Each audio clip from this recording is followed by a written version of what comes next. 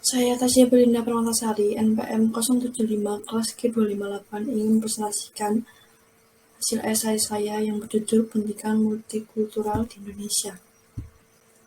Indonesia merupakan negara multikultural terbesar di dunia. Keberagaman Indonesia dapat dilihat dari dua pandangan berbeda. Yang pertama adalah horizontal, dilihat dari perbedaan bahasa, daerah, budaya, etnis, dan agama. Dan yang kedua adalah vertikal. Keberagaman Indonesia dapat dilihat dari ekonomi, sosial, budaya, dan pendidikannya. Keberagaman bangsa Indonesia bisa membawa berkah maupun musibah. Bisa membawa berkah jika kita bisa menjaganya, dan sebaliknya dapat membawa musibah jika kita tidak mampu menjaganya. Contoh saja, rasisme yang terjadi di sekitar kita. Untuk mencegah musibah tersebut, pendidikan multikultural perlu diajarkan kepada peserta didik untuk mencegah sedini mungkin. Pendidikan multikultural masih bervariasi pengertiannya dan belum ada kesepakatan yang jelas apakah pendidikan multikultural itu merajuk pada keberagaman budaya atau membentuk sikap dan menghargai perbedaan keberagaman budaya. Menurut James E. Banks, pendidikan multikultural ialah bagaimana cara berpandang realistis dan membentuk pola pikir yang baik, tidak hanya mengenai keberagaman ras, etnis, agama, dan budaya. Pendidikan multikultural penting diajarkan di sekolah. Harapannya siswa mampu memahami keberadaan budaya yang ada di lingkungannya. Karena keberagaman budaya sangat berpengaruh terhadap tingkah laku, sikap, cara berpikir, sehingga mereka memiliki cara-cara, kebiasaan, aturan, dan adat istiadat yang berbeda antar siswa. Pendidikan multikultural dapat diartikan sebagai transformasi pendidikan untuk memberikan kesadaran masyarakat Indonesia akan pentingnya pemahaman realitisme kebudayaan.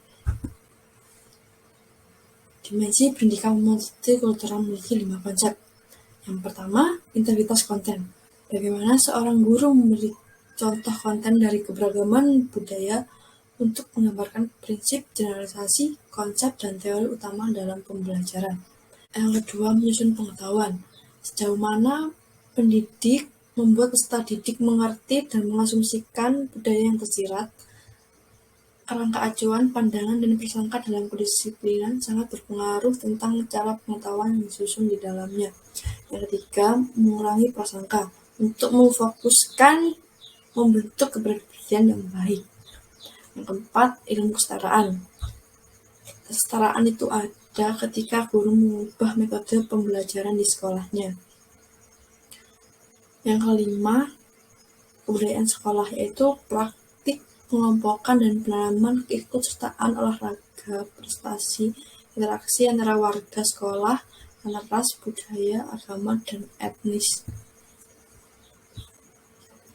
Tujuannya itu untuk mengembangkan pemahaman atau pikiran bagaimana cara membangun sebuah sistem, menyediakan pelayanan pendidikan yang merata, mengkaitkan kurikulum dengan tenaga pendidik, ilmu pengajaran tenaga didik, suasana kelas, budaya sekolah, dan lingkungan sekolah.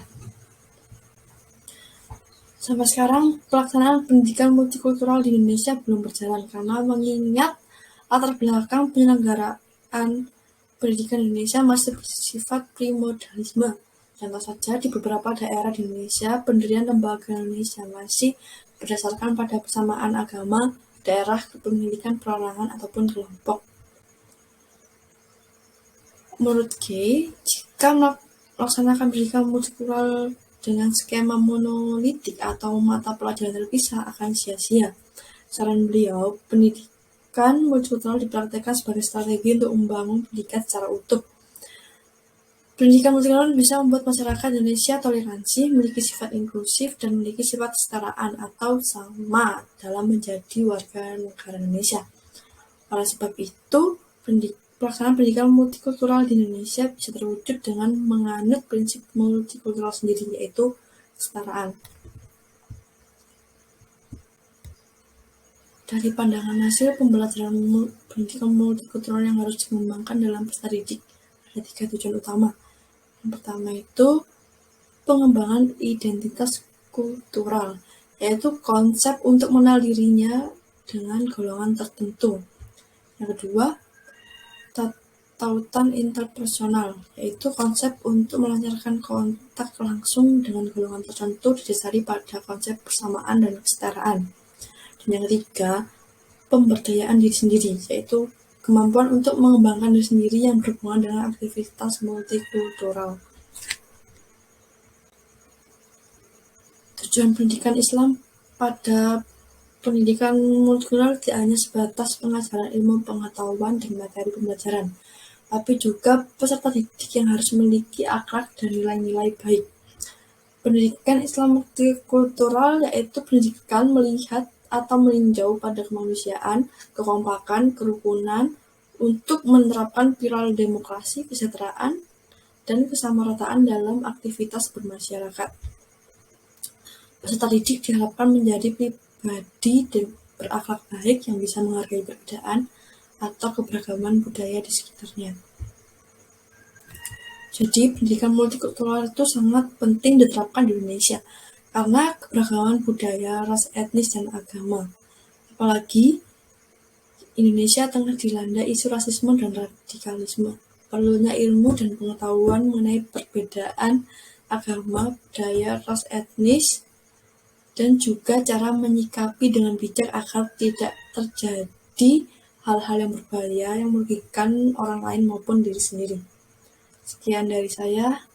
Wassalamualaikum warahmatullahi wabarakatuh.